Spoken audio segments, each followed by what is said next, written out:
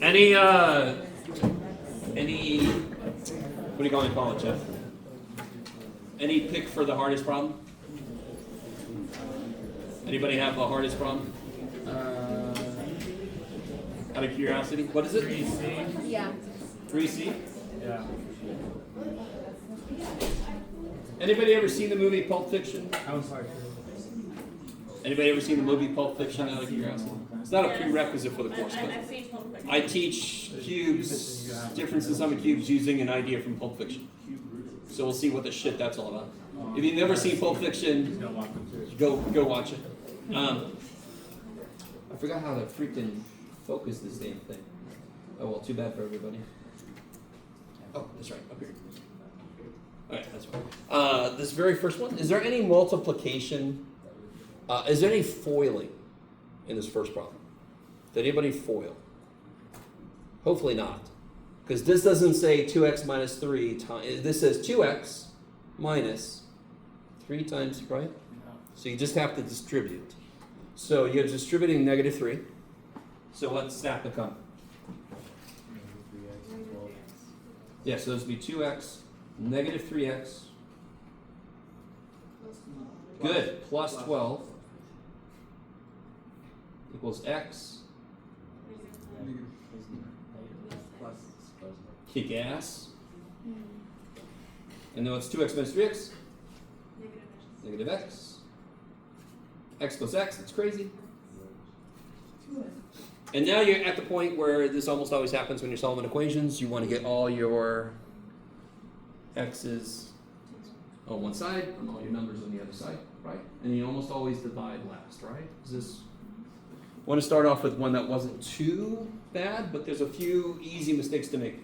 So if I add x, for example, and add 9, these cancel. These are only numbers there, and these cancel. Now you could have went the other way and got negative 3x equals negative 21. When you divide, you're going to get exactly the same answer I do. What do I do last year? Yes. By the way, real quick, what would you say to somebody who does this?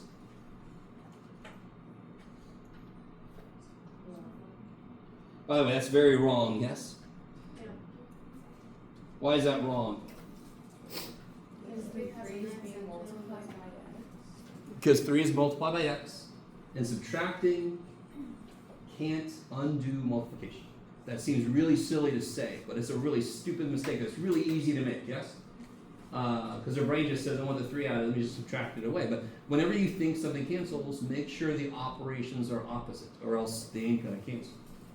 Okay. So what's the right way to do it? Yeah, divide by 3.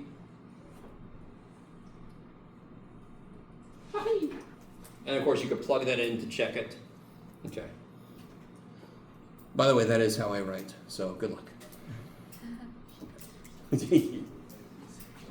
Now, real quick, this whole problem was all about getting all your x terms together on one side, correct? And part B, can every term with an x in it be put together into one term? Can I combine x squared minus 3x? Can I put those together? Why not? They're not like terms. You with me? Whenever you have an equation and one of your variables has a different power on it, or a power other than 1. Is everybody cool with this x has a first power? Yes? If there's an x with a first power and another x with a different power on it, you want to get it equal to 0 and then factor. Does that sound familiar? We need a way around the normal way to do things. So the trade-off is we take a single squared equation and make it into 2 non-squared equations. So how do I get this thing to equal 0? What do I do with 10? Subtract 10, kick ass. So we get x squared minus 3x minus 10. Can you factor that?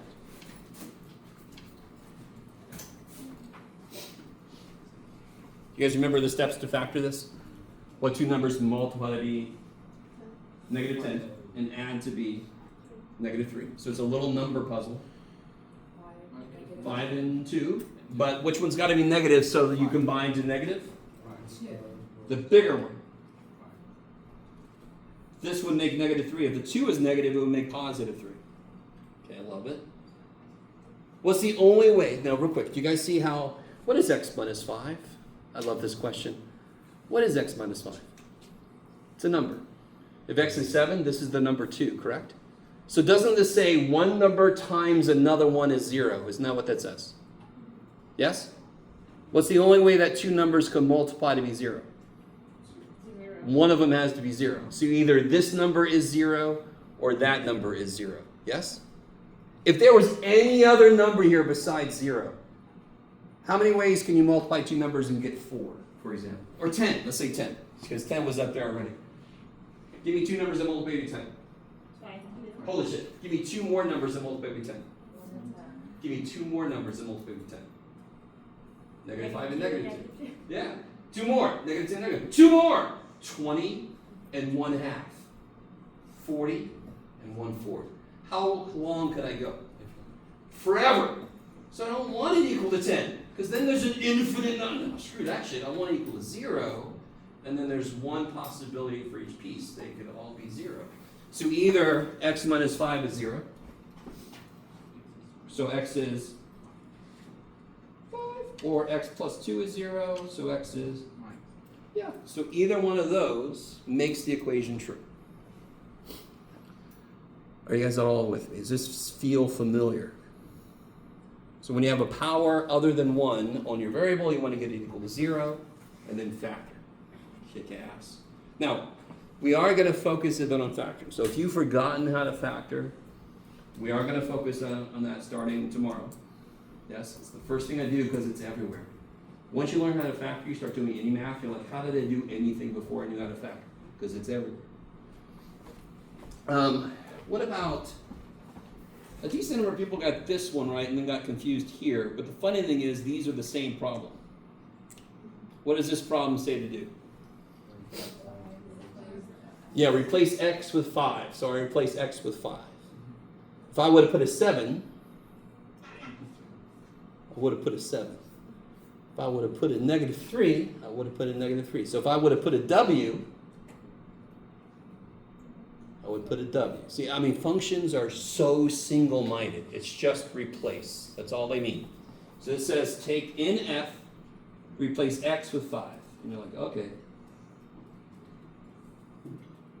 So a decent number, you guys got that. So what does this say? Yeah, in f, replace x with w minus 1. So then this is 3 over w. Yes? Negative 1 plus 1 cancels. You guys with me? So in part C, the first step is easy because you just told me what that was. What is f of w minus 1? We did it. And what's f of w?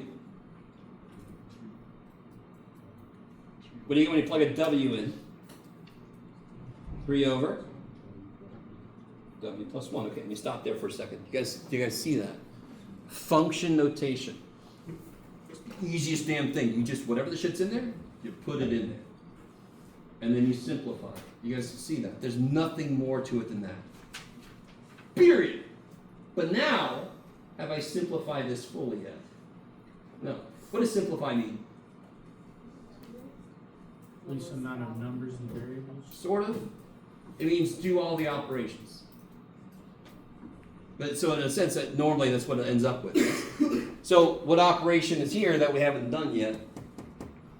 Addition. How do I add two fractions? Give them common denominator. They have common. How do you get? So real quick, how do you get a common denominator? You say it right for once. Common denominator. Step out of the car, sir. No. Good guess, but the only time you cross multiply is if you have fraction equals fraction. Didn't you use the denominator and multiply that into the top? Sort of. Yes. You didn't quite say it right, but I think you got the right idea. So the mistake people make, why are these denominators not the same? A lot of people will say, because this is missing a +1, so let me add 1. Are you allowed to add 1 to the top and bottom of a fraction? Is 1/2 equal to 2/3? So screw that shit. What's the only thing you're allowed to do to the top and bottom? Technically 2 things, I guess.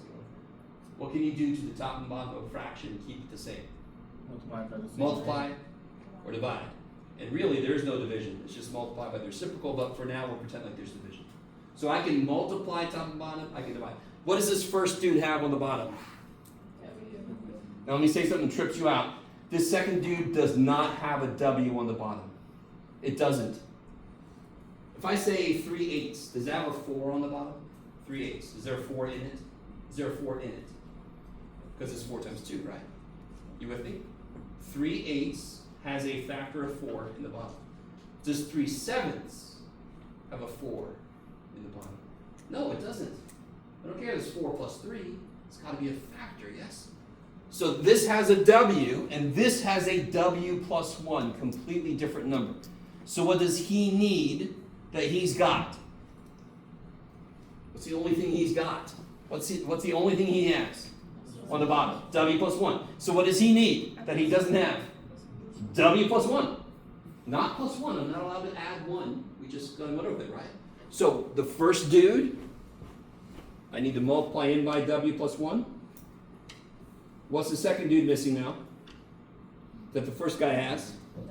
A W. Do they both have the same denominator? Yes. So on the top I get 3W plus 3 plus 3W. Is that cool? 3W plus 3 plus 3W all over the denominator. How you guys doing? You guys doing all right? And then on the top I can do what? Add my like terms. And then that's it, because even if I factor, nothing will cancel. Yes? Can I kill these W's? No. Die. Why not? Why can't I kill those W's? Because there's a 3. Good. Division does not cancel part of addition. It can't do that. It's not its job. Okay. How you guys doing? Going a little fast, and I'm sorry about that. Yes? Would it be bad to distribute the W on the bottom, or you want to keep it? Oh, it wouldn't be bad. It's just not necessary. In fact, it's better to leave like this so you can very quickly see nothing cancels. Yeah. And then finally, let's see. It's okay if we don't finish these because we're going to do a lot of factoring tomorrow. But let me start with part B.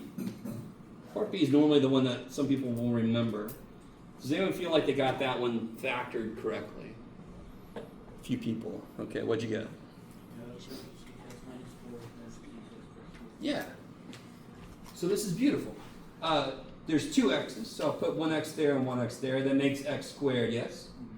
When I start to multiply it out. There's 2 4's, so that makes 16. Is there a middle term? Is there a middle term? No. So the middle terms are supposed to cancel. So I make 1 positive and 1 negative. That's plus 4x minus 4x. So every difference of squares will factor this beautifully. 1 of each, 1, and then plus minus, right? I like it. And I think I'll do this. I think I'll leave these 2 for tomorrow.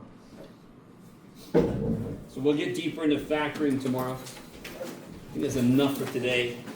I'm going to be in my office. If anybody, I know at least a few people that need to add, so make sure you come back with me. But if you have any questions or anything, just follow me to my office. Okay.